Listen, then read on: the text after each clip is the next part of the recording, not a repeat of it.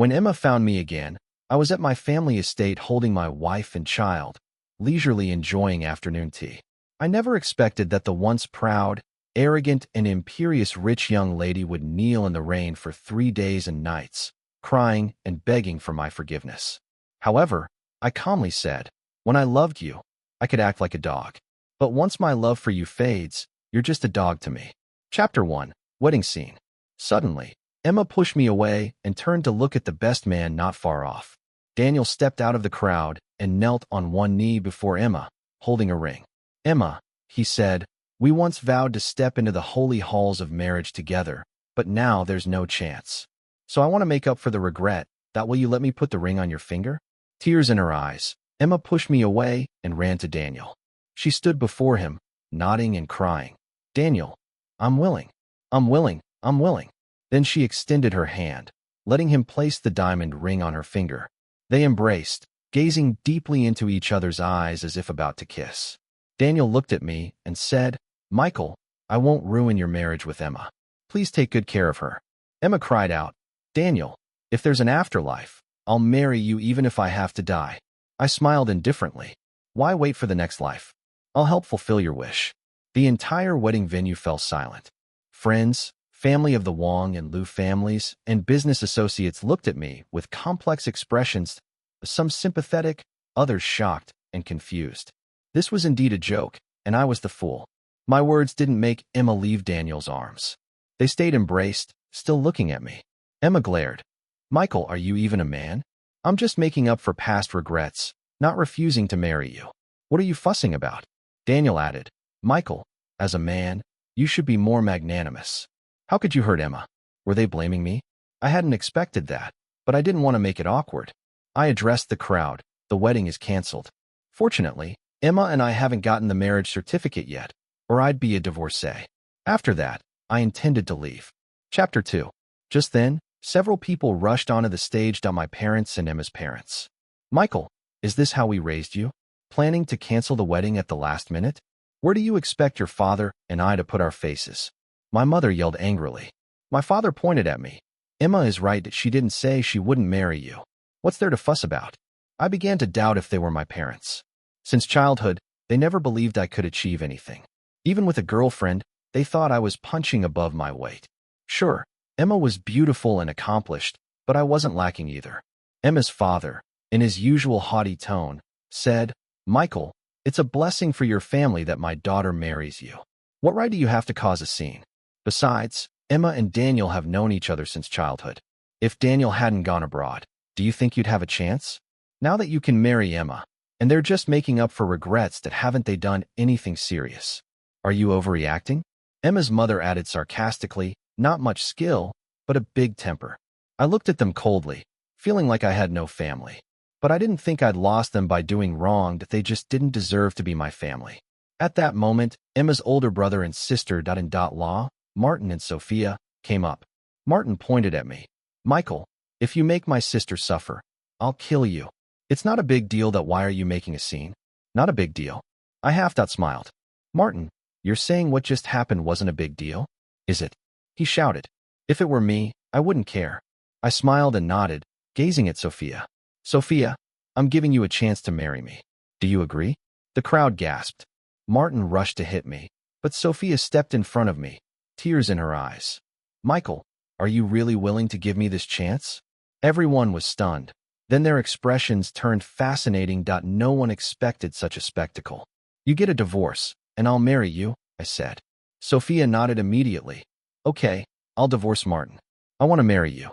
Chapter 3. You too. Martin's face turned ashen, on the verge of tears. Emma rushed over. "Michael, what are you doing? Even if you're mad at me, you don't have to ruin my brother and sister-in-law's relationship." "Am I the one ruining it?" Martin said if it were him, he wouldn't care. I looked at Emma. "You probably don't know that your good sister-in-law originally pursued me. I rejected her, so she reluctantly chose Martin." Emma's eyes widened in disbelief, turning to Sophia. Sophia replied coldly, "What are you looking at me for? He's right. I liked him from the start, and I'll divorce and marry him anytime he agrees." "Sophia, he's my man, and you're my best friend." "Enough, Emma. Don't you have Daniel?" How many times have I covered for you when you went out with him? A few days ago, on Michael's birthday, you stood him up, saying you were going with me for a prenatal checkup. The truth was Daniel caught a cold, and you want to take care of him, didn't you? If Sophia hadn't said that, I wouldn't have known. I looked at Emma indifferently. Her face was panicked. Bugan dared not meet my eye. All right, the situation is clear. I don't think anyone will oppose canceling the wedding now. I addressed the crowd. Emma's father shouted angrily, "The wedding can't be canceled. You need to apologize to my son that you ruined his relationship." Shut up, you idiot. Can't you understand? Sophia got close to Martin only to get close to me. Your dumb son was just a backup, a flawed substitute. I scoffed. Since they wouldn't resolve it peacefully, I'd go all out. Wife, tell me this is all a lie, that you're just messing with me to make me care more, right? Martin suddenly knelt before Sophia. Irritated, Sophia pushed him away. I'll be honest, Martin. Do you know why I never let you touch me after we married? Because in my heart, there's only been Michael. You aren't even worthy to be a flawed substitute. Before Martin could finish, he passed out. Emma's father raised his hand to slap me, but Sophia slapped him first. You old pervert who steals underwear. Get lost. Ever since I married your dumb son, my underwear has been disappearing. Did you think I didn't know who was stealing it? Emma's mother screamed, You old lecher. I'm divorcing you. I mimicked their tone. It's not a big deal. Why are you all making a fuss? A beautiful young woman in the crowd laughed loudly, like a goose honking. Laughter spread, and soon the whole place was laughing. I laughed too, that it was hilarious. I was the victim, but I felt fortunate. Being cheated on after marriage would be worse. All right, enough. I waved to leave, but Emma grabbed my hand. Michael, you really don't want to marry me? Her eyes were full of tears and reluctance, but it was sick. She hadn't cherished me when we were together. There's a saying, only after the child is dead do you remember to feed the milk. I shook her off and turned to leave. Emma fell, and Daniel blocked my way. Michael, apologize to Emma and finish the wedding, or I won't let you go. At my wedding, you gave my fiancé a ring and made promises. I gave you a chance to be together, so logically, you should be discussing marriage now. I looked at him coldly. I told you, I don't intend to destroy your marriage. I'm just regretful, Daniel shouted. You have regrets, so you think it's okay to humiliate me? Do you think I, Michael, have no dignity? Will I let you insult me without fighting back? Michael, I didn't mean to insult you, but who doesn't have a past? Emma crawled over and hugged my leg. No matter what, when I was with you, I was pure. I've never been touched by any other man. I gave you my most precious thing, that can't you be magnanimous? I kicked her away. You embarrassed me in front of everyone, showing you don't care about me. Let's break up now. You dare hit Emma? I'll kill you. Daniel punched me. I stepped back, dodging, then kneed him in the stomach. Daniel fell, clutching his stomach like a writhing shrimp. Daniel, are you okay? Emma crawled to him, glaring at me. How could you hit him? Don't you know he's in poor health? You're so cruel. I walked over, raised my foot, and stepped on Daniel's face in front of Emma, grinding it. Emma, be sensible. Don't trouble me again, or I'll show you true cruelty. Then I slapped Emma hard, knocking her down. This slap is for you not knowing your place. And a warning. I turned to leave. Awesome, Michael. The woman who had laughed loudly shouted. I smiled wryly, not sure who had such a big heart. Chapter 4. Back at the villa. I immediately had someone pack Emma's things that they disgusted me. As I sat on the sofa handling business, the villa door opened. Emma came back, bringing Daniel. I raised an eyebrow if they hadn't listened. At the wedding, Emma had seemed terrified of losing me, but now she acted like she'd won. Michael, I'll give you two choices. First, pretend today never happened, and we'll get married. Second, if you can't marry, hit both me and Daniel that we've checked for injuries and can call the police anytime. Emma stood before me, confident. Daniel added, Michael, be a man, be magnanimous like me. I don't mind being hit, and nothing happened between Emma and me. I don't understand why you're jealous. I looked at him, puzzled. Logically, he should want us to break up, but he was urging me to marry Emma. Was he into being cucked, or had another agenda? Perhaps my silence made them think I was scared. Emma said more confidently, I've given you an out. Don't hold on to pride, let's get the marriage certificate and plan the wedding. But first, apologize to Daniel. After all, you hit him. Being insulted and told to apologize? I laughed at Emma's words. She didn't see me as a person. Apologize, huh? I stood, glanced at Emma, then walked to Daniel. I waved to the bodyguard. Turn off the cameras. One nodded, operating his phone.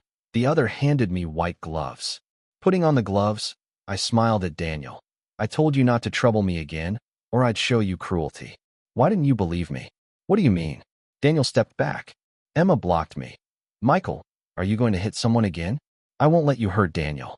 If I can't hit him, I'll hit you. I slapped her that her already swollen face grew worse. She screamed, collapsing, staring at me in disbelief. You actually hit me. I walked over, pressed my foot on her face, and pushed her to the ground. Why did you think I wouldn't hit you? Because I was good to you. So you think I'm a simp? When I loved you, I'd place you on a pedestal. When I don't, what are you to me? I ground my bare foot into her face, sneering. Look at the Daniel you want to protect. That what's he doing now? Emma turned to see Daniel retreating, no intention of helping. Daniel, you won't help me? He hesitated. Emma, I'll go find someone to help. Emma didn't respond, clearly not believing him. I had no time for this foolish woman. I walked to Daniel. You think you can leave this villa? What do you want to do? Ethan's voice trembled. I sneered, then waved my hand, causing him to crouch in fear. See, I just waved my hand, and you're so scared you can't move. What do you think you can do to fight me? I couldn't be bothered to hit him anymore. Instead, I said to the bodyguard, hit him for 5 minutes, then set up a scene where he's caught breaking into the house, and you guys subdue him. With that, I walked toward the villa's exit. This level of trash wasn't even worth my effort. Michael, what do you want? Emma yelled at me. I glanced at her and said, let me say this one last time. Emma, we're breaking up. From now on, we have nothing to do with each other. Emma instantly started crying, all her bravado gone and replaced by panic. She shook her head. No, Michael, that we're not breaking up. We're getting married. How can you suddenly want to break up? I won't accept it. But I didn't pay her any attention. If it weren't for past feelings, I'd make sure she was utterly ruined. Chapter 5. When I was in university, Emma was my freshman classmate. That year, at the welcome party, I sang a song, and suddenly she stepped onto the stage, took my hand, leaned close, and started singing into the microphone with me. As we sang, her gaze at me was so intense that I got lost in it, and I fell in love instantly. Everyone thought we should be together, and so we really did end up together. During our relationship, I gave her all the good things I had. Back then, whenever she looked at me, her eyes were also filled with love, that a love you can still see now when Emma looks at me. Her eyes are still full of love. It's just that with Ethan's return, she's no longer the same. Before, Emma never argued with me. She always cared about my feelings. It's not that I think a woman should be completely submissive, that if I made a mistake, I would also apologize. But Emma changed too much. She loved me, but she treated me like a simp. But for love, I was willing to be like that. And with Ethan, she never crossed the line. They always maintained a normal relationship, and I never interfered. After all, I also had women around me since, in this business world, interactions were necessary. But today, when I saw Emma hugging Ethan, I really felt disgusted. That disgust made me realize Emma would never be the person I want to spend the rest of my life with, because Ethan can influence her so easily. And even when I told her he might have other intentions, she never listened to me. If that's the case, there's no point in staying together. I left the villa and went to a tea house on the outskirts. After buying it, I rarely came because Emma didn't like it, but I loved this place. I leaned back in a chair and continued handling some work matters. A few insignificant problems weren't going to affect my passion for work and career. Would I have any regrets? Yes. After so many years of love, suddenly separating causes withdrawal symptoms. But I've always been someone who knows when to end something. And once I feel it should be over, I don't linger. That night, no one bothered me, so I slept very well. It had been a long time since I slept so soundly, because when Emma was at home, she always had a bit of a childish temper. She'd make noise, follow her own rhythm, and wake me up in the middle of the night many times. She did this because she read something Toulouse said, that if a man loves you, you should wake him up when he's deeply asleep. And if he agrees to accompany you, then he loves you. If he doesn't love you. I don't remember the exact words, but that was the message. I really wanted to ask, who says that? I thought Emma and I would separate like this, but the next day at the company, Emma and Ethan prepared a new show for me. In the meeting room, I saw that almost all the board members were there. along with many people from the Liu family. When I started my business, I gave the Liu family a chance and a small share to enter. Of course, I gave them very few shares.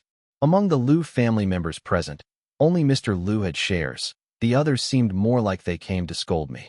In the main seat of the meeting room was Emma, her face still swollen and eyes red. Clearly, she had cried a lot. But when she looked at me, there was still anger in her eyes, though that anger was hidden under love. Mr. Liu, seeing me enter, slammed the table and shouted, "Michael, do you know why we're here?" I thought, why don't you ask me if I know what lies beyond the universe? I glanced at him, took out a cigar, and lit it. Stop talking nonsense. If you have something to say it quickly. Don't interrupt the meeting. I ask you, how long are you going to keep this up? When are you going to marry our daughter Emma? Said Mr. Liu. We're already over. I'm not going to marry her. Not now. Not in the future. I leaned against the window and said calmly, fine. If you don't marry Emma, then the Liu family withdraws. Mr. Liu tried to threaten me. I nodded. Okay, I don't care. The shares you have are worthless. Aren't you afraid that if the Liu family withdraws, it will affect your company? Mr. Liu seemed surprised. Martin also said, and don't forget, many of the mid-level employees in the company were placed there by us. I can make the company stop with just one word. Ethan looked at me and said, Michael, I suggest you stop causing trouble. Better marry Emma, or your company will have big problems. Michael, if you marry Emma, it's because in your past life you accumulated merits. Don't be so ungrateful. And by the way, when your company was just starting, if it weren't for the Liu family's investment, would you have succeeded? You're ungrateful. Now that the company is big, you want to get rid of those who helped you. Are you really human? The Liu family members started insulting me. The board members had strange expressions. Are you all really okay in the head? I asked. When I asked you to invest, do you know how long I begged? The board members present had already covered the capital. There were no problems in the supply chain. The Liu family's entry only diluted the interests of the other members. I let them in just to show Emma that I valued her. In short, I was just giving them money. That is, I am the sponsor of the Liu family. And this is how a son talks to his father? I looked at the Liu family. They really seemed like idiots to me. Ha ha ha. In the crowd, I heard the familiar laugh from yesterday. I looked and saw a woman from the Liu family with her hair tied up in a bun, wearing a simple white shirt. But she had a stunning beauty. Was she from the Liu family? Anna, stop laughing. Ethan shouted. The beautiful woman frowned and said, my parents accepted the alliance with your family, but I didn't. What right do you have to order me? Oh, was Anna Ethan's fiancée? But Ethan's family isn't that powerful, and they play at arranged marriages. Anna Sue, I'm a man. I hope you give me some respect. Ethan gritted his teeth. Anna made a face. You're a fake man. You talked about your power in the Wan group to deceive my parents and get them to accept the alliance. But in reality, you just wanted to use me to gain power. Now I understood. It seemed Ethan used my name to impress and deceive people. And from what I saw, Ethan seemed quite in love with Anna. That made me think. Also, the surname Sue isn't common in S-City. I remember in S-City, there's only one businessman named Sue who owns a chain of restaurants, but that doesn't matter. Now I had to solve the problem with the Liu family. I looked at Emma and said, we're already over. We have no relationship. Now you have two options. Leave with your family, or I'll call the guards to kick you out. Willow stood up and, in tears, walked toward me. Michael, I know I made a mistake. I won't cause any more trouble. I won't see Ethan anymore. Actually, yesterday I don't need explanations. I don't want to hear them. It's meaningless now. I interrupted her. Martin approached. Michael, do you think if I want, I can make those we put in the company resign? At this point, they still wanted to threaten me. They seemed to have no brains. I sighed and said, of those you put in the company, the smart ones have already approached me because they know who owns the company. Those without brains are already marginalized. Do you really think a few useless people can cause me trouble? Please, brother, this company isn't as easy as you think. Martin didn't know what to say. He was so stupid, he didn't know how to fight. Finally, with a defeated look, he said, then, can I ask you to talk to Sophia so they don't divorce? If you leave now with your family, maybe I'll consider it. I smiled at him. Martin suddenly seemed calm, started shouting and cursing, and called for the Liu family to leave. Those who didn't want to leave were kicked out by the guards. Now only Emma and Ethan remained. Emma, crying, said to me, "Michael, give me one last chance. Listen to me. Get out." I slapped her coldly. "Emma, I tell you, when I loved you, I could act like a dog, but you can't treat me like one. And when you did what you did yesterday at the wedding, my love for you disappeared. Without my love, you're just a bitch to me." Ethan ran toward me. "Michael, you dare to hit her? Do you think?" "Shut up." I pointed at him and suddenly laughed. "That girl named Anna. I like her. From now on, I'm going to court her." Chapter 6. Ethan's face instantly turned ashen when he heard my words. Emma, even more incredulously, said to me, "Michael, you can't do this. You promised to love me forever." I couldn't be bothered to deal with them and had the security escort them out. However, Anna didn't leave. Instead, she sat down in a chair eating food, and it was Tom's snacks she was munching on. Tom had slightly low blood sugar, so he always carried some snacks with him. "Aren't you leaving?" I asked. Anna blinked her big, sparkling eyes and said, "Didn't you say you were going to pursue me? I'm waiting. Come on." I rolled my eyes. Did she take my casual words seriously? Then I had her escorted out by security because the meeting was important and I couldn't let outsiders overhear. After the board meeting, a project passed, and I finally had some free time. I immediately drove back to the tea house. Not long after I arrived, the bodyguards told me someone had come to apply for the tea farmer position. I was stunned. "What tea farmer? This place is called a tea house, but we don't actually grow tea. It's just the name." The bodyguard grinned and said, "Hey, it's that lady whose laugh sounds like a goose honking. Let her in." I smiled bitterly. Then this energetic young lady dragged me around, showing me the place and asking constantly if I was really going to pursue her. I said no. "Just annoying Ethan a little," I said. She didn't like that and said I was using her, claiming she had already posted about me chasing her on Weibo and Douyin, then showed me the posts. Only then did I realize this girl was a columnist with a huge following. She even mentioned in short videos that if she was played, she'd call for everyone to cyberbully me. Of course, she was just joking. I was speechless. How could she take a random comment so seriously? But it was easy to get along with her, so I didn't kick her out anyway.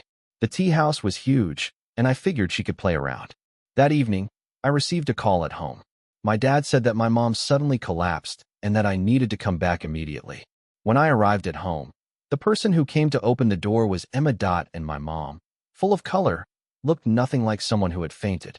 I knew Emma had made them lie to get me to come back. "Michael, you're lucky to marry such a good girl like Emma. Don't be ungrateful." My mom pointed at my nose and continued, "Our family comes from the countryside. Emma's family used to be the boss, and they never looked down on us. That's a kindness." My dad also said yes. "If it weren't for the Liu family, where would you be today?" I sighed. "I'll say it one last time. Emma and I are over. And the reason my company is what it is today is because of my own efforts, not the Liu family. Can you stop bragging? You're just a university graduate from the countryside. Without the Liu family's help, who are you?" After my dad finished, he slapped me. Slap.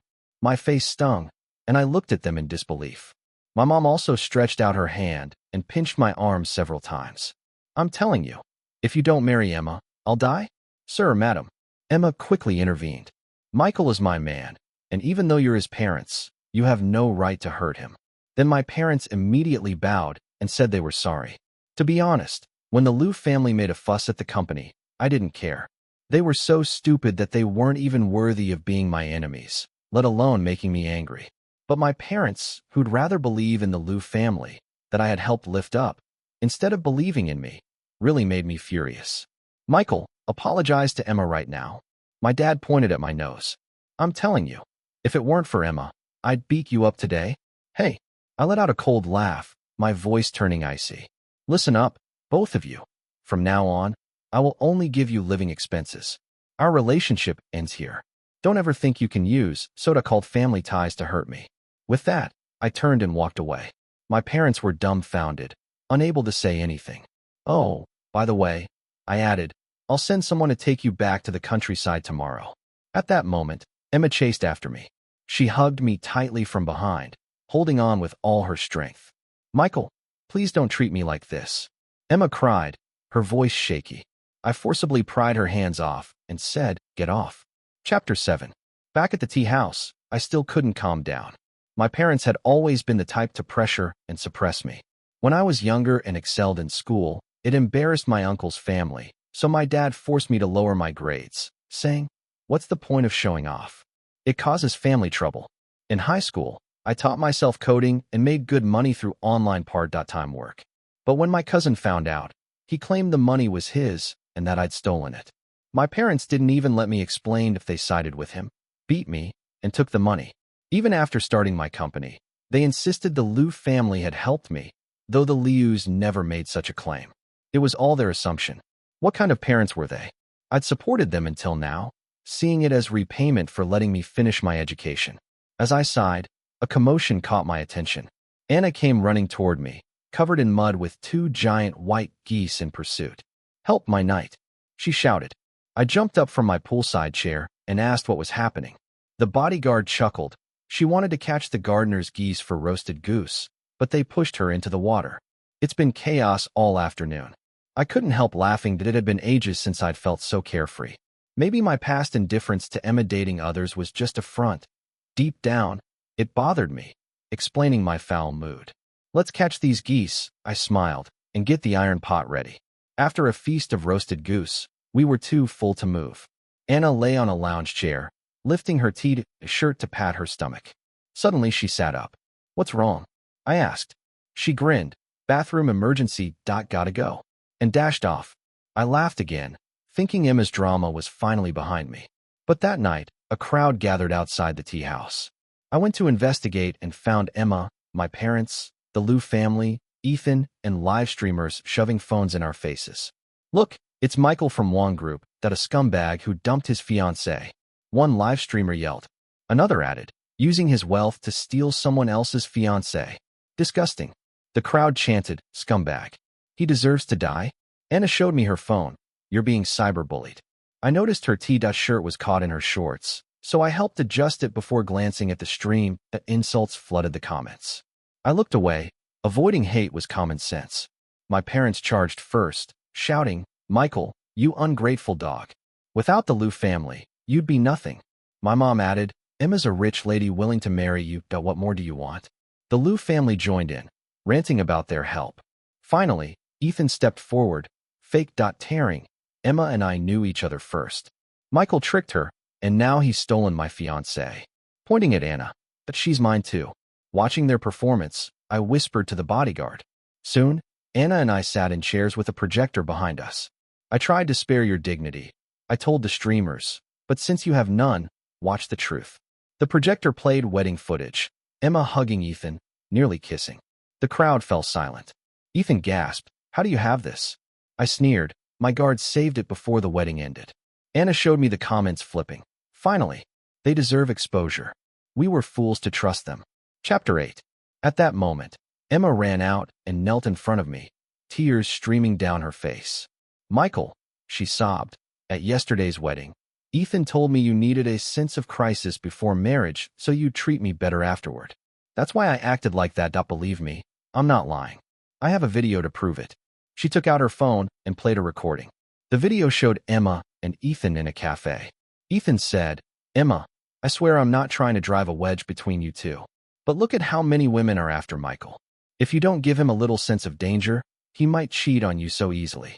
Emma, wearing a worried expression, replied, "No, I can't live without Michael. If I lose him, I'll die." Ethan continued, "Then do as I say.